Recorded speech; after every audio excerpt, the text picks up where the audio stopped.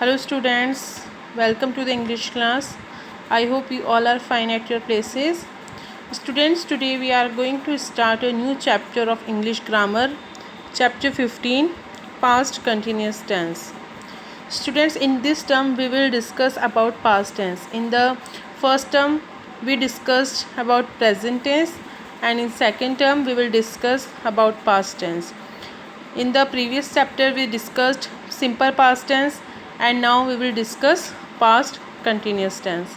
Okay students, what is past continuous tense? The past continuous tense is used to describe an action then that went on for a certain duration at a particular time in the past. Past continuous tense किस लिए use करते हैं? एक action को describe करने के लिए जो पास्ट में कुछ ड्यूरेशन, कुछ टाइम के लिए हुआ था, लेकिन एक पर्टिकुलर टाइम पर, मतलब कुछ समय के लिए होता है वो एक्शन और उसका एक फिक्स्ड पर्टिकुलर टाइम होता है, उसे हम कहते हैं पास्ट. उसमें हम कौन सा टेंस यूज़ करते हैं? Past continuous tense. Past continuous tense is used to describe an action that went on for certain duration, कुछ समय के लिए, but at a particular time in the past. लेकिन कौन से एक पर्टिकुलर टाइम पे होता है पास्ट, वो भी पास्ट में.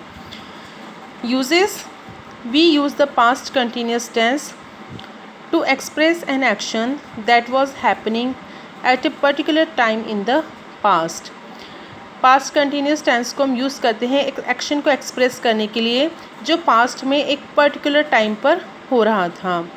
The action started before that moment and had not finished at that moment. और एक्शन जो है उस मोमेंट से पहले स्टार्ट हुआ था, लेकिन अभी तक उस मोमेंट तक जो है वो एक्शन जो है फिनिश नहीं हुआ है. For example, at 8 PM she was doing her homework. मतलब कि 8 बजे वो अपना वर्क कर रही थी. मतलब उस टाइम पर वो काम हो रहा था, लेकिन 8 बजे तक वो काम फिनिश नहीं हो रहा था, वो प्रोग्रेस में चल रहा था वो काम. At 10 PM I was watching television. मतलब कि 10 बजे मैं टीवी देख रहा था.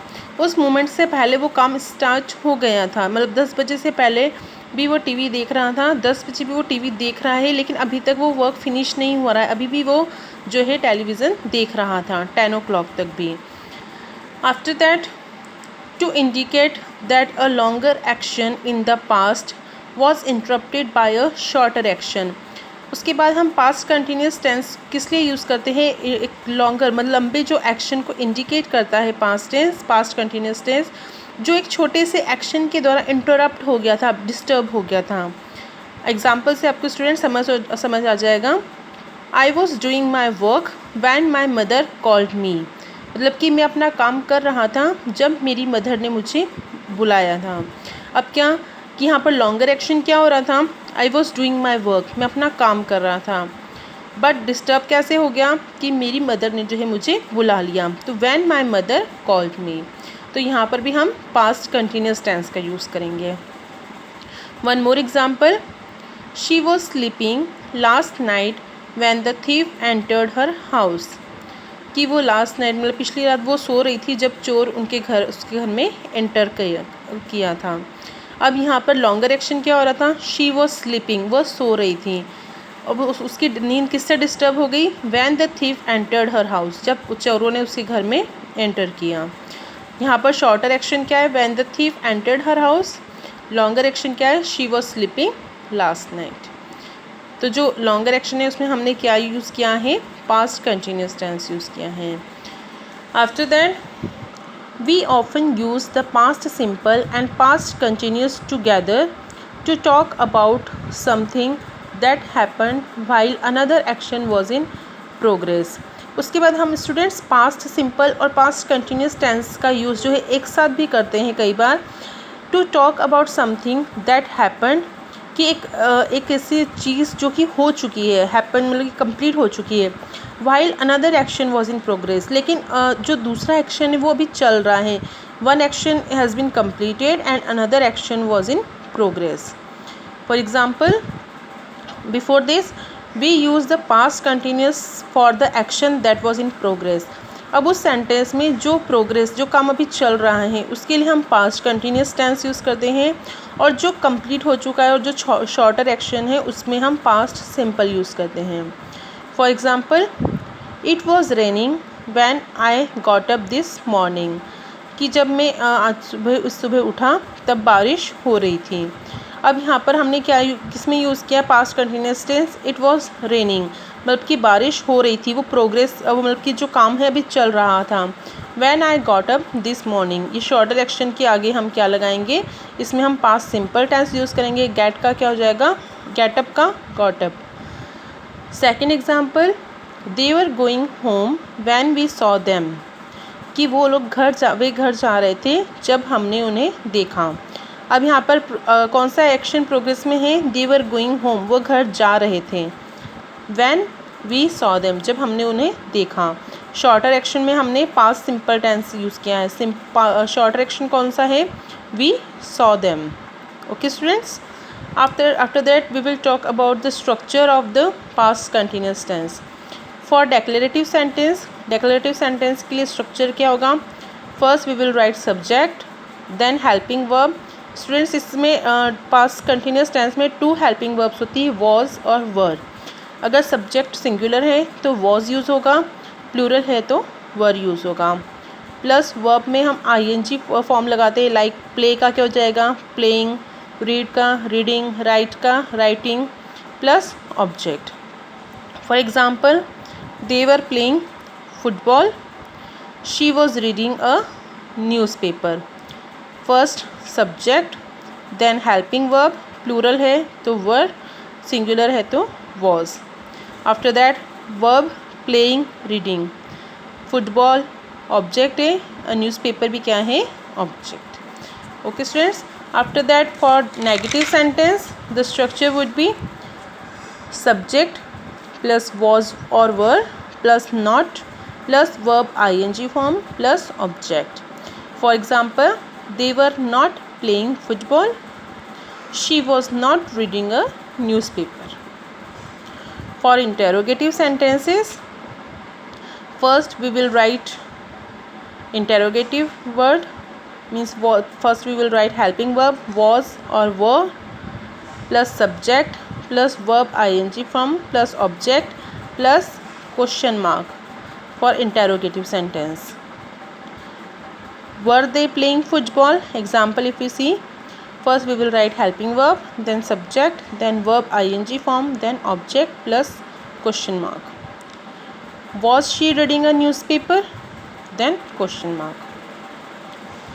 For information questions, first WH word means questioning word like why, where, when, plus was or were plus subject plus verb ing form plus object, इनमें भी plus question mark।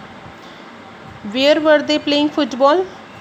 कि वो फुटबॉल कहाँ खेल रहे थे, हमने यहाँ पर क्वेश्चनिंग वर्ड लगा दिया है where were they playing football, question mark। Why was she reading a newspaper, then question mark, क्योंकि इसमें हम क्वेश्चनिंग कर रहे हैं, हमने क्वेश्चन वर्ड लगाए हैं। Okay student, it is clear to you the use of the meaning of past continuous tense, uses of past continuous tense and structure of past continuous tense।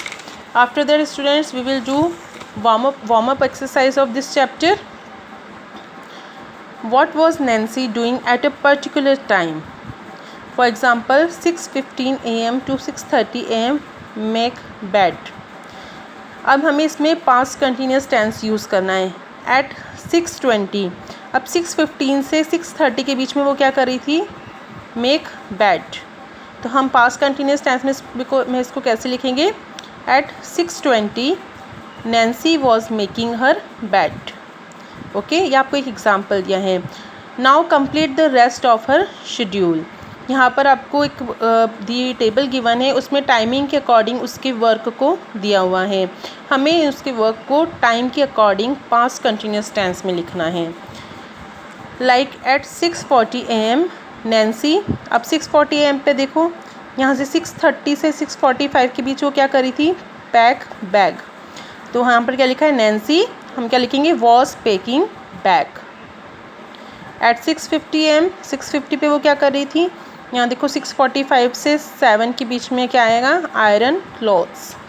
हम लिखेंगे नैन्सी वॉज आयरनिंग क्लोथ्स। हमें past continuous tense में लिखना है। Eight 7:10 AM Nancy, अब 7:10 पे देखो 7 से 7:15 के बीच हैव अ शावर, तो हम क्या लिखेंगे, Nancy was having a shower.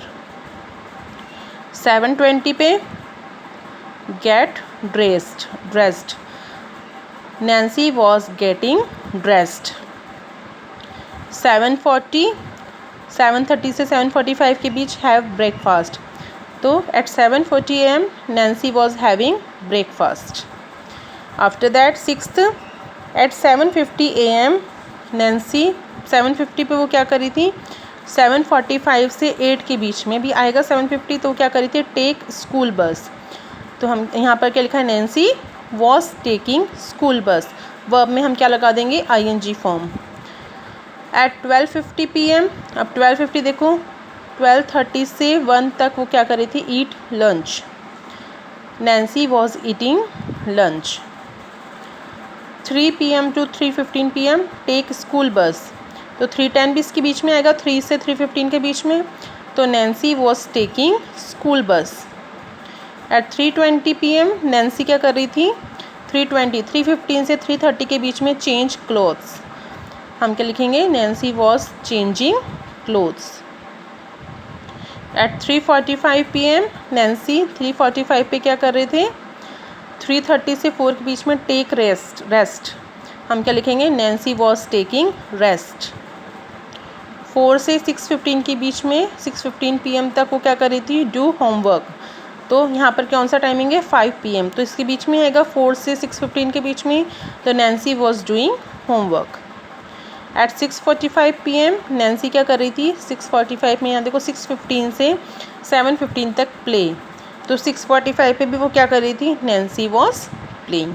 Okay students, that's all today for today. Rest part of the chapter we will discuss in the next video. Thank you students, bye bye, take care.